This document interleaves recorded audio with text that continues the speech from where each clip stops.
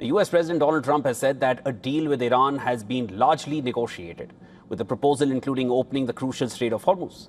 Now, in a post on Truth Social, Trump wrote this, that the agreement was subject to finalization between the two sides and other countries involved in the mediation process. And that mediation process with other countries includes the Gulf now. Trump added that the final aspects of the deal are under discussion and will be announced shortly. In the post, Trump also said that leaders from several Gulf countries, including Saudi Arabia, UAE, Qatar, Egypt, Jordan, Bahrain, joined a call with him to discuss the Iran deal. Pakistan's Army Chief Asim Munir also took part in the conversation. Separately, Trump said that he also spoke to Israeli Prime Minister Netanyahu. On the Iranian side, Foreign Ministry spokesperson Ismail Baghei said that Tehran is in the last stage of finalizing a memorandum of understanding with the US, speaking to Iranian media. Baghei expressed hope that a final agreement could be concluded within 30 to 60 days.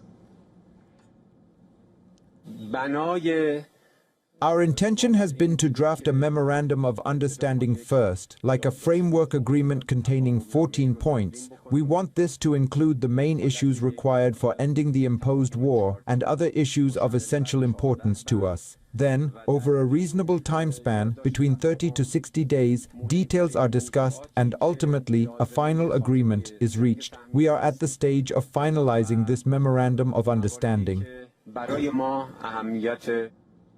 Further, Baghei said that Iran's nuclear program is not part of the current discussions. Instead, Tehran is prioritizing ending the war on all fronts, including Lebanon. At this stage, we will not discuss the details of the nuclear issue. We know that our nuclear issue has served as a pretext for 2 wars of aggression against the Iranian people. Furthermore, we have already suffered illegal attacks during nuclear negotiations.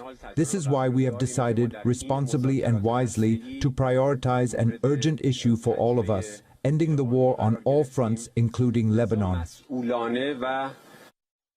Iran has also rejected Trump's claim that reopening the Strait of Hormuz is part of the proposed agreement. Iranian media reports say Tehran has agreed to allow the number of ships passing through Hormuz to pre-war levels, but it would continue to exercise control over the strategic waterway. Amid the claims and counterclaims, a report by Axios says that the agreement between Iran and US includes extending the ceasefire by 60 days, reopening of the Strait of Hormuz, and sanctions waiver to allow Iran to sell its oil freely. More importantly, the Axios report claims that Iran has agreed to not pursue nuclear weapons, a claim which Tehran has denied. Now, these developments have left more questions than answers. There is a lack of clarity on several key issues. Firstly, it remains unclear whether a complete reopening of the Strait of Hormuz is even part of this agreement. While Trump claims Hormuz will be reopened, Iranian media says Tehran will retain control over the waterway.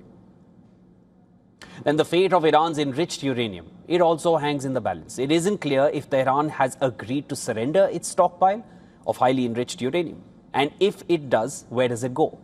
Then there is the question of Iranian missile program. Nothing on that. Has Iran agreed to the restrictions sought by US on its ballistic missile program, which US has even quoted as one of its core objectives for the entire war? Suddenly, it finds no mention from the US side. Then another big question. Will Iran be allowed to enrich uranium in the future?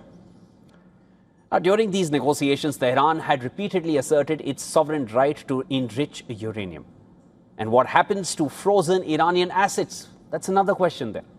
Tehran has been demanding Washington to unfreeze its assets, but there is no clarity on whether US has agreed to make this concession.